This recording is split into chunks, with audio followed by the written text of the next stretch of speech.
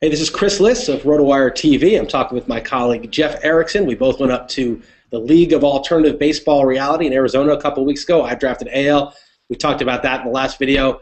Jeff drafted the NL. And Jeff, I have a few questions about your NL draft. But first, just generally speaking, did you go in with any specific strategy, or did you just try to get the best values that you could possibly find? Well, you know, it's funny. You said that in the AL you wanted to get two of the better catchers, and I like to do that too. And this year, I thought in the NL in particular, it's especially acute. The drop-off after the top five, I think there's a big drop-off. And I'm not including Brian McCann in my top five. Because of his injury issues, because of, I think, the possibility that lingers into the season this year, I'm not including him in that bunch. Sure, you can profit with some of the down-ballot guys, but I wanted to get two of the five out of Posey, Yadier Molina, Willen Rosario, Miguel Montero, Jonathan Lucroy. And I did that. I got Yadier Molina, Willen Rosario. I kind of came in with the plan of trying to spend early on in this draft. I always feel these expert leagues, a lot of the profit is in the first two tiers of players. A lot of people save, and that's an expert thing to do. When our home leagues, it's a completely different approach. It's almost an opposite approach. People spend too early. The stars go for too much. I almost find that that's never the case in LABR and tout. So I was willing to kind of go pretty aggressive early on and try to fill in, especially because I think the middle tier in the National League is pretty weak. I think there's a lot of stars, maybe even more stars than there are in the American League. So I was willing to kind of troll in that market for a while. Yeah, you know, a couple guys you went big on. You went big on Giancarlo Stanton. He was one of the first guys out of the shoe, first guys nominated. And I told you, I said, you know, you got to get Stanton, Harper, and Strasburg, whatever they cost. I thought you were on your way to doing that when you got Stanton, but then you went your own way, which is very disappointing to me. But what made you go? I'll tell you this though, Stanton was at Liss induced buy. I had him probably $5 to $7 cheaper at the start of the offseason. After just going back and forth to you talking about him so many times, I bumped up his projection, bumped up his value, decided to target him a little bit more. So you still get some credit for that. Right, or blame if it's a disaster. Yeah, well, whatever you want to phrase it. Right, and the thing about Stanton that's interesting is you had him projected for a lower average, and I think that's probably what bumped him up a little bit when you revised his average upward a little bit. So you get Stanton, and that was funny is you end up getting Andrew McCutchen for $34, and I was like, Was that a price enforce? I knew you weren't targeting him, but given how much Harper and Stanton went for, it's almost like McCutchen, you kind of had to do it. Absolutely, and he was hanging at 33. And it was Glenn and Rick, and I don't like to target other drafters usually, but Glenn Colton, Rick Wolf, they have their little plan every year, and they get, their smart plan and all that. And I just decided, you know what, I am not going to let them get the guy that they're targeting at this right price. I knew they felt like they was going to stop there, and they're like, oh, should we go to 35? Not. And so I was like, no, I'm going to make them at least pay the 35 if they want to get him. So I went 34. I had him valued at 36. Bryce Harper went for 36. Stanton went for 36. I think McCutchen actually is probably worth more than Stanton. Most people's eye, not yours, but most people try to value McCutchen more. So I was happy when it stopped at 34. I got my two guys for $100 like I wanted to. I mean, for $70 like I wanted to anyhow. Right. I have a bet with Derek Carty, who's also in the NL LABR. Bryce Harper straight up against Andrew McCutchen. I think most people would take his side of it. So I told you to get Harper and Stanton. You got McCutchen and Stanton. It's not going to be probably that big a difference. No, I think they're in the same ballpark. And it made those guys spend 32, I think, or 31 on Jason Hayward. Made them spend the extra dollar on another young guy they were targeting. And so I felt like that was good work to do that. I'm pretty happy with that. And I don't mind going with two premium guys on my team. I think it's not a bad way to start your team. Now let's talk about some of your pitching. You got Roy Halladay for 20. He was a guy that both of us liked and felt was undervalued. It seemed like 20 was closer to full price for him. I mean, it was still a discount from his peak. Are you worried now that his reports are that his velocity is lower in spring training? Absolutely, I'm worried. He's pitched twice since I bought him, and the velocity's been down both times. And it's the traditional dead arm period in spring training, so there is still hope. But after what we saw last year with Halladay's velocity being down in spring training last year and everybody going, oh, it's just spring training, he's working and stuff, blah, blah, blah, it doesn't matter. Oh, wait, it did matter.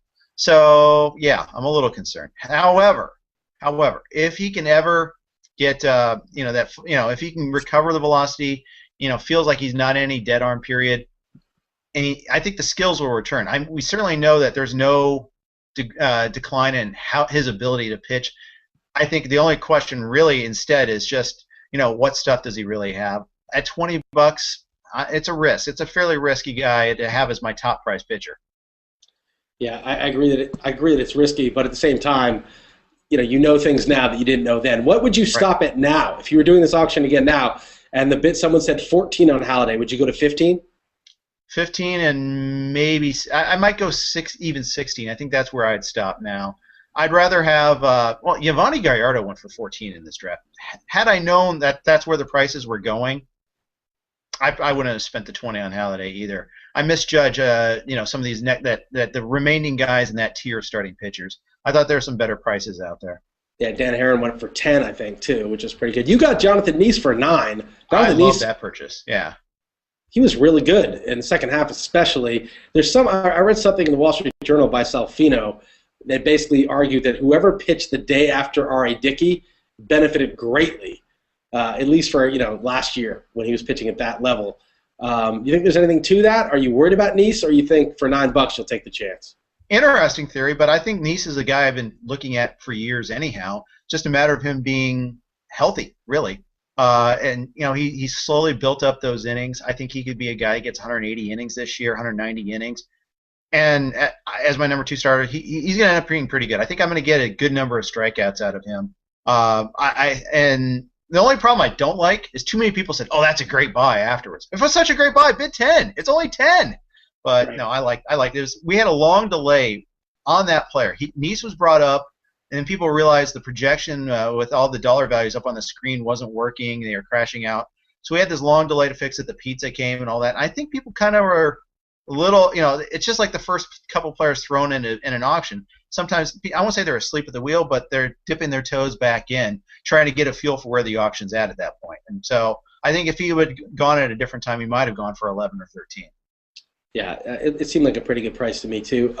Who are the guys you really like, some of your sleepers for cheap prices? Is there anybody that you got for less than $7 that you think might really be a difference maker for you?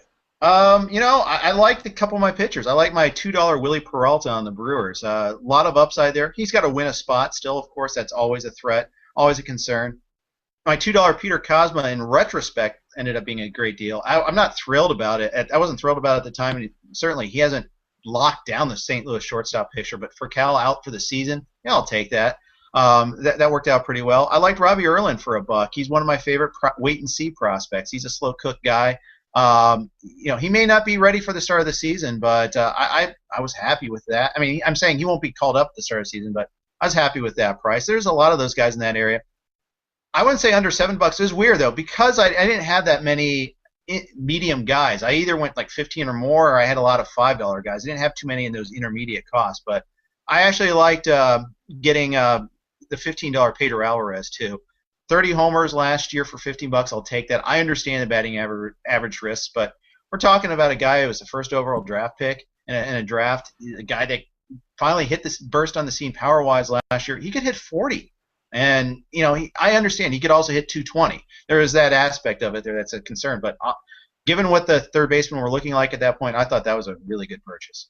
Yeah, I also really like Chase Utley. Nobody else seems to. You got him for 17, and it doesn't seem cheap, but he's healthy now. I remember Carlos Beltran. Beltran was done 2-3 years ago. He was finished. Right. And all he's done is be really good every year. These guys were really excellent major league hitters. They have to get over the injury, but Chase Utley is healthy now. He's playing in spring training. I think the elite players, it's not about declining skills. I think I'm going to totally steal. This is your theory. Yeah, they don't decline a skill so much as they just have such a hard time staying healthy. When they are healthy, you expect them to produce, and I expect Utley to produce. Yeah, Chipper Jones was one of those guys who kept producing for a long time, even though he'd get injured a lot. Jeter, too. Yeah, Jeter's same way, and I got him in AL labor too. All right, Jeff, well, appreciate you going over this team. We will talk more about the Yahoo Friends and Family League in a subsequent segment.